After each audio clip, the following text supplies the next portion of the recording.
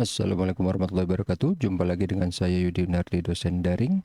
Ini saya mau unboxing handphone Infinix Hot 40 Pro ya. Ini buat anak saya karena dia jadi juara kelas gitu. Karena waktu itu emang udah janji gitu ya. Nah, ini kenapa saya bikin dua layarnya karena biasanya kan pakai cuman yang di kiri atas itu ya, yang overhead yang dari handphone Huawei P9 Lite ya. Tapi karena kalau dari handphone tuh biasanya nggak bisa bagus nangkep LCD-nya. Karena ini kan saya mau unboxing sekalian ngecek ya dia itu jaga-jaga aja walaupun kemungkinannya kecil, tapi jaga-jaga kalau misalnya dia palsu atau gimana gitu ya, kan nanti bisa kelihatan kita pakai aplikasi yang namanya AIDA 64. Nah, ini sekalian juga saya mau bilang kalau eh, yang sering belanja online gitu ya, untuk buka untuk buka paket sebisa mungkin itu pakai tangan, atau kalaupun mau pakai gunting atau cutter itu dirasain dulu pakai jari.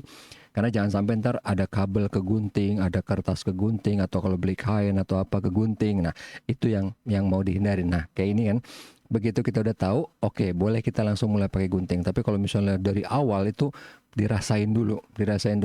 Kalaupun kita mau gunting, guntingnya dikit dulu gitu sampai udah berhasil masuk, udah bisa ngeraba kira-kira di dalam seperti apa keadaannya, baru gunting gitu. Jangan langsung kayak gini kan, juga saya nggak langsung dipotong-potong-potong kan, potong sedikit saya, terus sebisa mungkin dibuka nih. Kalau memang susah atau gimana baru nanti digunting lagi. Tapi kalau misalnya enggak, udah tinggal buka pelan-pelan. Dan ini juga berusaha sebisa mungkin mempertahankan bentuk paket aslinya.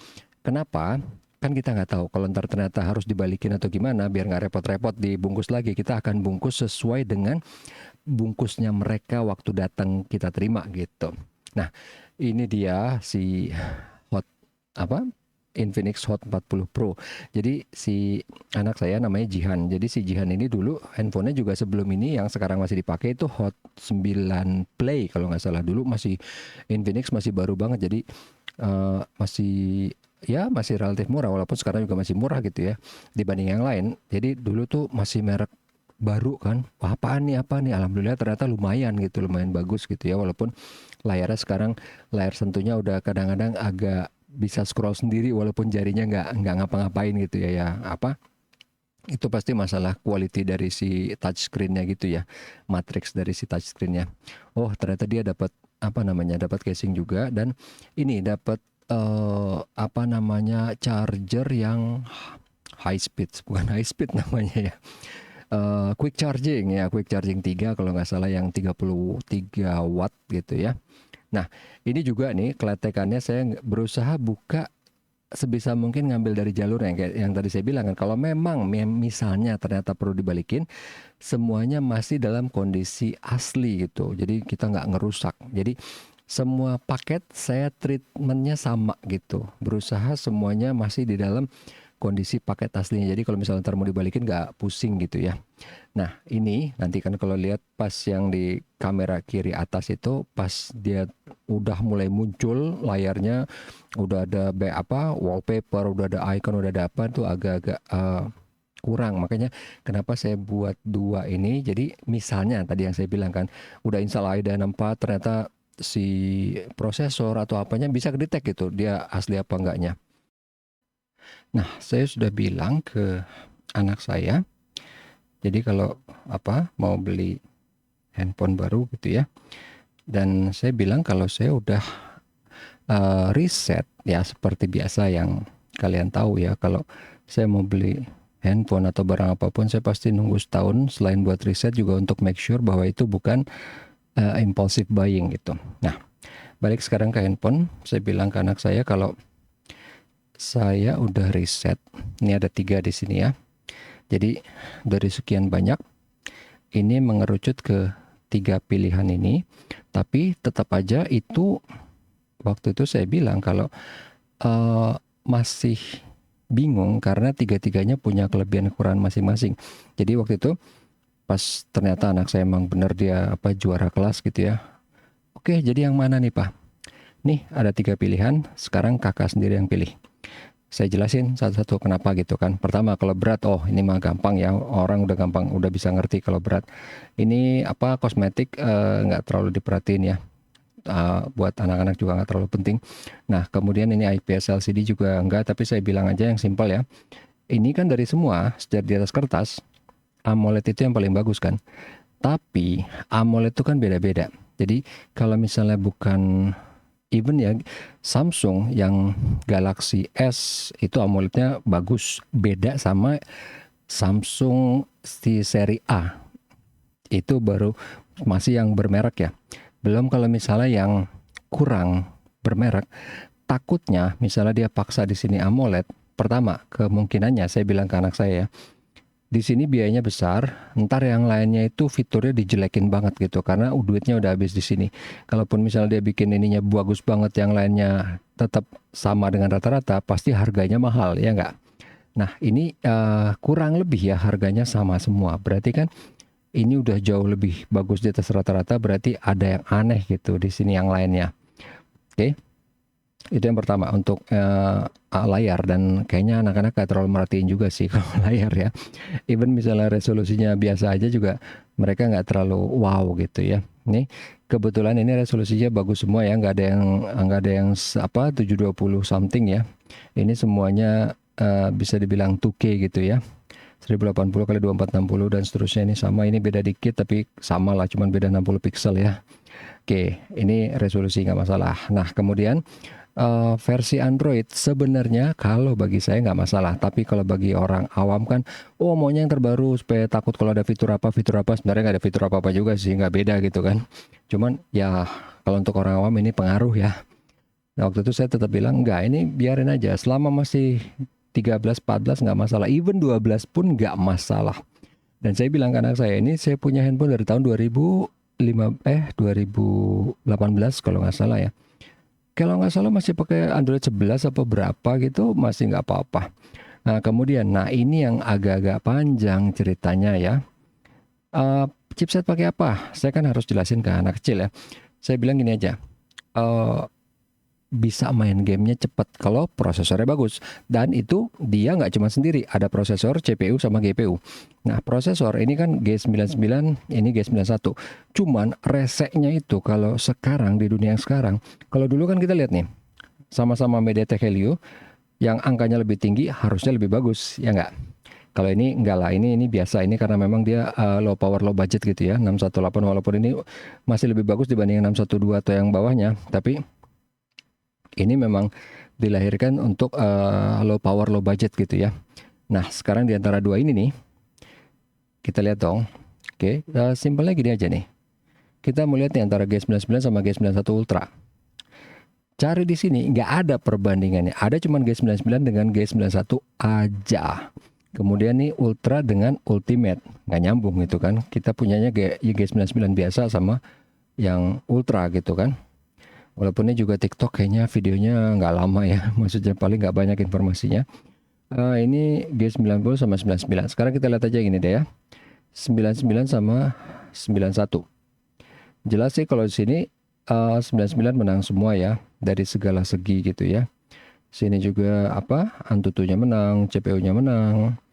Kemudian di sini single score semua bla bla bla menang. Ini nggak apa, karena yang satu nggak available jadi nggak bisa compare apple to apple. PUBG bla bla bla ya. Arsitektur ini kelihatan ya, dia pakai Cortex 176, ini 75, cuman beda dikit sih. Tapi di sini arsitektur nggak apa-apa, ini kita nggak terlalu bisa ngelihat bedanya. Tapi yang di sini ya graphics ini yang kelihatan ya. Mali G57 sama 52, oke itu cuma angka, tapi di sininya arsitektur juga kita nggak tahu sebagai orang awam, tapi di sini frekuensinya ini. Nah, shading unitsnya nih yang beda jauh nih ya. Total shader segala macam, ini kemampuan untuk mengolah grafis. Saya nggak jelasin detail ya, tapi ini kemampuan mengolah grafisnya bedanya cukup jauh di sini ya. Walaupun full conversion sama OpenCL-nya sama, tapi di sini kemampuan untuk mengolah grafis lebih cepatnya dia lebih tinggi untuk yang G99. LPDDR nggak apa-apa. Nah ini juga pengaruh nih ya untuk memori, makin cepat makin tinggi megahertznya makin cepat. Nah gitu ya. Kalau busnya masih sama, 16. Oke lah, 2 kali 16 bit di sini ya, LPDDR4. Tapi bandwidthnya 17, ini 13 ya. Ini juga pengaruh nih ya, kelihatan. Oke, itu aja dan kita balik lagi ke sini. Nah, ini CPU udah apa tadi chipsetnya ya. Kemudian kalau di sini gampang lihatnya kan, tinggal yang ini 2,2 GHz, 2 kali 2,2 GHz, ini 2 kali 2,0. Ya jelas menang yang ini ya enggak. Dan anggaplah di sini arsitekturnya nggak berubah ya, 76 sama 75 cuma beda tipis gitu ya. Kita nggak ngomongin kasarnya kita nggak ngomongin gini. Kita nggak ngomongin Intel i9 yang 2 GHz sama i3 yang 2 GHz, sama-sama 2 GHz tapi kan bumi sama langit kan. Kalau ini kan anggaplah bisa diperbandingkan ya, A75 76 nggak beda jauh. Kemudian di sini Mali G57, G52 ini multicore, sama-sama multicore. Kalau ini multiprosesor, kita nggak bahas detailnya ya. Ini dedicated slot, ini nggak apa-apa, micro SD ada. Nah, ininya nggak. Nah, saya bilang ini untuk memori nih ya, karena dia udah pakai UFS ini. Kalau yang ini masih pakai eMMC, jadi ini juga pengaruh. Walaupun kasarnya misalnya gini ya, ini eMMC ini kan lambat, ini UFS cepat. Even misalnya di sini prosesor lebih cepat, tetap akan bottleneck gara-gara si eMMC ini. Saya jelasin tuh panjang lebar. Cuman ya kalau bagian kecil nggak terlalu pengaruh ya nggak. Kemudian di sini main kamera oke, masih sama semua, dan yang terpenting nih ya, karena kan dia lagi suka ngevlog nih. Ini saya bilang kan Kak, nih selfie-nya dia 32, ini 13, ini 8 gitu kan. Ini mungkin yang bagi kakak paling penting. Dia bilang iya, oke. Ya ini juga wireline ini nggak terlalu pengaruh GBN AC, walaupun kerasa sebenarnya pengaruhnya kalau udah pakai AC dibanding yang B ya. Banget, kerasa banget itu. NFC nggak terlalu, jadi gini, NFC kalau di kayak handphone flagship gitu kan NFC-nya bagus. Cuman kalau even yang waktu itu saya beli Xiaomi Redmi Note 10 Pro gitu ya, NFC-nya itu nggak bisa baca semua e-money, nggak bisa. Jadi ada beberapa yang dia bisa, kadang nggak, aneh lah gitu ya. Jadi itu yang saya bilang tadi di sini. AMOLED bener AMOLED, tapi kan beda gitu kualitas, sama aja kayak gini kan. Oh NFC ada, iya, tapi bukan berarti dia bisa baca semua kartu e-money gitu. Oke, dan ini tapi nggak kepake sih sama anak-anaknya nggak. Type C biasa ini, tapi dia ada OTG. Tapi rata-rata even yang ini nggak ada, bisa sih biasanya diakalin. Cuman ya kita nggak bahas itu. Nah di sini juga karena kemarin si kakak kaget tuh, wah ngecasnya cepet banget ya. Iyalah 33 watt gitu kan. Jadi ini yang saya buat dan saya informasikan ke anak saya untuk gimana caranya ngambil keputusan gitu. Nah, balik lagi kita ke sini ya, ke testingnya. Jadi ini pas pertama kali nyala kayak setting awal gitu kan. Biasalah pertama kali mungkin pilih bahasa apa, terus ntar kemudian Google biasa kan, karena Android dari Google kan. Ini Androidnya Google, jadi pertama mungkin nanti pilih apa, terus setting account. Nah di sini sama satu lagi em, ada, karena kan waktu yang sebelumnya itu settingannya nggak terlalu rumit ya, nggak terlalu banyak. Jadi saya setting untuk parent sama child, karena kan waktu itu anak di bawah umur masih belum bisa buka akun buka akun Google gitu kan. Dan saya males, saya nggak mau ngebohongin tahunnya gitu ya. Jadi ini yang untuk parent, jadi waktu yang sebelumnya nggak ada masalah gitu. Jadi yang sekarang waktu pas, kan kalau saya bilang gitu, kalau anak saya saya akunnya X@gmail gitu, anak saya A@gmail. Nah si A itu kan saya bilang bahwa ini adalah anak dari X gitu kan. Nah di Google oke, ya udah gitu. Jadi waktu itu pas misalnya mau nginstal atau apa, nggak ribet gitu. Jadi tinggal di device yang apa akun A-nya itu device anak saya tinggal login pakai akun saya, udah selesai, bisa install dari Play Store. Nah kalau ini nggak bisa gitu, reweh banget, segala macem mau di style apalah jadi saya pikir masih sama kayak yang lama, ternyata enggak. Ini pas begitu udah login sebagai yang A@gmail ya, punya si anak saya itu, udah saya bilang ya ini terhubungnya ke yang X@gmail gitu yang punya saya. Tapi tetap dong dia entah buka lama nge-refresh apa gimana, tetap itu nggak bisa nginstal gitu kan di sana. Akhirnya udahlah, saya menonaktifkan fitur parentnya itu ya, yang untuk mengawasi kalau anak misalnya install yang aneh atau mau yang bayar. Jadi kalau misalnya microtransaction atau apa gitu kan.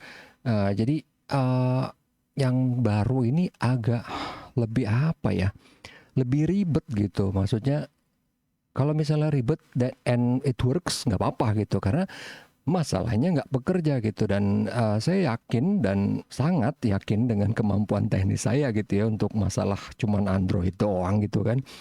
Jadi ini masalahnya bukan di overlay dari si XOS-nya ini punya si Infinix, itu nggak ada hubungan karena itu cuma UI doang gitu ya. Karena waktu pas dia connecting masalah si akun X sama si A Gmail-nya itu kan udah di layer OS-nya, udah di Google-nya gitu kan. Itu sebelumnya nggak masalah, bisa gitu. Anak saya mau nginstal dari Play Store, tinggal saya yang masukin password saya gitu kan. Nah ini kagak ada begituan. Saya disuruh, oh iya setupnya di sini, saya setup lagi lah di device saya, suruh ini udah. Terus habis itu balik lagi ke device anak saya, suruh ini udah, tetap gitu kan nggak bisa. Errornya bilangnya huruf, jadi pas begitu di handphone anak saya mau nginstal sesuatu harap hubungi admin. Ya elah, apa sih, orang udah gitu kan, saya adminnya tetap aja nggak bisa. Jadi akhirnya fitur parentnya itu saya nonaktifkan gitu, karena it didn't work gitu. Padahal sebelumnya di Android yang lama bisa gitu kan. Di yang ini misalnya oke, apa lebih rumit nggak masalah, kemon hidup saya juga udah rumit gitu kan. Kalaupun misalnya mau dibikin lebih detail nggak masalah, as long as it works gitu. But it didn't work ya kan. Jadi udah coba semua langkahnya, emang sih panjang gitu kan. Iya langkahnya detail gini gini gini, stepnya ada kok lengkap, bahkan saya cari di Google juga gitu kan. Saya search gitu kan di search engine, maksudnya bukan di Google, bukan di forum Google atau apa, di search engine-nya Google, lihat ada gitu. Jadi dari forum-forum lain, dari website lain yang bukan Google gitu kan, ini caranya gini. Bahkan saya juga ngikutin langsung yang dari Google, tetap aja nggak bisa. Nah ini kayaknya lagi install AIDA 64 ya. Nah makanya kenapa saya pakai. Nah kan lihat kan, kalau yang dari ini pakai yang kamera itu kelihatan gitu. Kalau yang dari handphone itu agak susah gitu. Iyalah karena kan dia apa, menghadapi cahaya langsung gitu ya. Kan LCD ini kan apa ya, layar ini kan sebenarnya cahaya, belakangnya ada LED gitu kan. Nah itu makanya kenapa saya pakai ini, just in case misalnya ternyata ada apa-apa, dari awal udah kelihatan gitu kan. Dari saya menginstal AIDA 64, terus kemudian nanti bisa kelihatan di prosesor atau di apa. Kalau misalnya yang palsu dulu zamannya waktu saya beli Redmi 5A gitu ya, dia bilang ini tipenya phablet tapi fake, dalam kurung fake gitu, karena dia bisa ngedeteksi dari SoC-nya atau apanya gitu ya. Nah ini, oh tadi ada iklan kayaknya ya. Ini udah cuman lihat, nah itu kan saya bisa ngelihat dari prosesor, dari GPU, dari RAM, dari apa, storage segala macam. Dari pas di prosesor kalau nggak salah atau di chipset itu kelihatan kalau dia fake apa enggak. Karena itu yang nggak bisa ditipu, yang nggak bisa dibohongin gitu ya, nggak bisa firmware-nya diinjek gitu nggak semudah itu gitu. Oke, jadi kalau apa? Sebenarnya kalau dari AIDA nggak ada masalah ya, alhamdulillah. Ini emang apa, ori, karena saya belinya waktu itu nggak di yang di Infinix asli ya, sorry, nggak di Infinix official gitu, saya belinya di somewhere di Tokopedia gitu. Tapi nggak, saya beli daerah Ponsel ya kan, lumayan ngetop juga lah ya. Nah ini udah nggak ada masalah semuanya, cuman tadi masalah si Google Parenting itu aja ya. Bukan parenting sih, apa sih, pokoknya fitur Google yang untuk si parent sama child apalah gitu ya. Oke, ini udah bagus semua. Jadi intinya dari video ini saya bukan mau nge-review fitur-fitur, saya cuma mau kasih tahu misalnya, oke, saya beli ini dan kenapa saya beli gitu. Apa decisionnya, apa train of thought-nya sampai saya beli ini untuk anak saya. Oke, semoga video ini bisa berguna. Sampai ketemu lagi di video berikutnya. Assalamualaikum warahmatullahi wabarakatuh. Tetap sehat dan tetap semangat.